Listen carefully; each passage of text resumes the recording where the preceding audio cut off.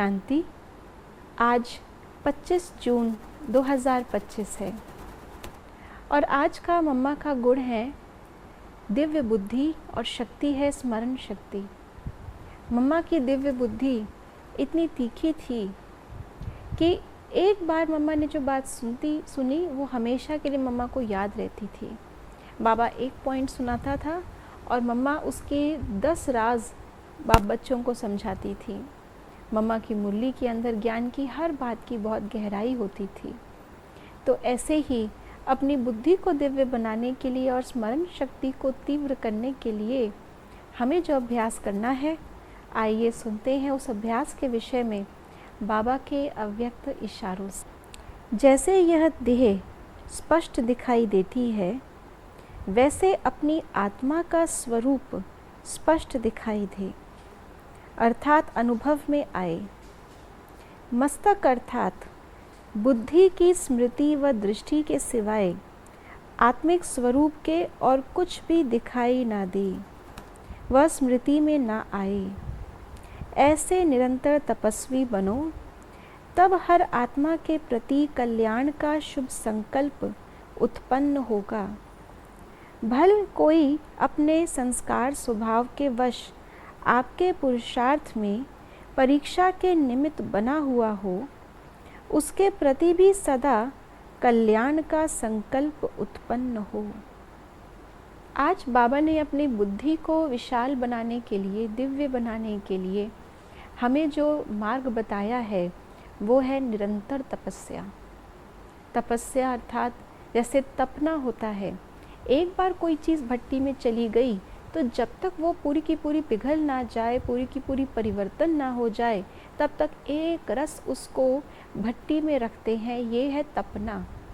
तो तपस्या का अर्थ भी है एक संकल्प जो हमने धारण कर लिया, जब तक उस संकल्प का स्वरूप हम नहीं बन जाते, तब तक उस संकल्प को हम ढीला ना करें।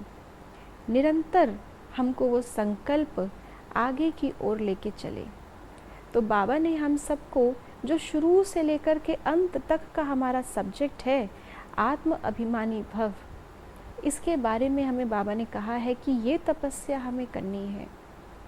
पहला चैप्टर भी हमारा है कि मैं आत्मा हूँ, और अंतिम हमारा जो एग्ज़ाम भी है वो भी यही कि एक सेकंड में कैसे देह से न्यारे, देह की दुनिया से न्यारे मैं आत्मिक स्वरूप में स्थित हो जाऊँ।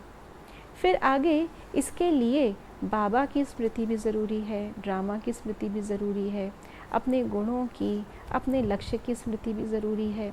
ये सब कुछ इसी एक अभ्यास को निरंतर बनाए रखने के लिए बाबा ने बताए हैं। तो बाबा ने कहा कि हमारी बुद्धि में जब इस एक संकल्प के सिवाय और कुछ नहीं होगा, तब ये सच्ची तपस्या है और इससे ही बुद्धि विशाल बनेगी। अगर बुद्धि के अंदर और हल्की हल्की बातें, देह भान की बातें, जिनका ना कोई सार है इस समय, और अगर है भी उसका सार, तो उसको उसी में चिंतन में लगे रहना, ये हमारे बहुत सारे समय को नष्ट कर देता है, व्यर्थ कर देता है। जो बात जितनी है उसको उतना ही रखें। किसी ने, कोई आत्मा ने कुछ कहा उसके स्वभाव संस्कार के वश, तो उसको उतने में ही समाप्त कर दें। अगर हमारी बुद्धि के अंदर, अगर हमारे चित्त के अंदर वो बात बैठ जाती है और हम ज़रूरत से ज़्यादा उसको महत्व देते हैं, तो ये हमारी बुद्धि की शक्ति को नष्ट कर देता है और हमारी तपस्या भी भंग हो जाती है, क्योंकि उस एक संकल्प के सिवा कितने सारे व्यर्थ संकल्प बुद्धि में आ गए, मन में आ गए। तो बाबा ने कहा कि अपने अंतर्मुखता के अभ्यास को जितना हम कायम रखेंगे, हमारी तपस्या भी निरंतर बनेगी, हमारी बुद्धि भी शुद्ध बनेगी और व्यर्थ के चिंतन से, स्वभाव संस्कार से हम मुक्त हो सकते हैं। ओम शांति।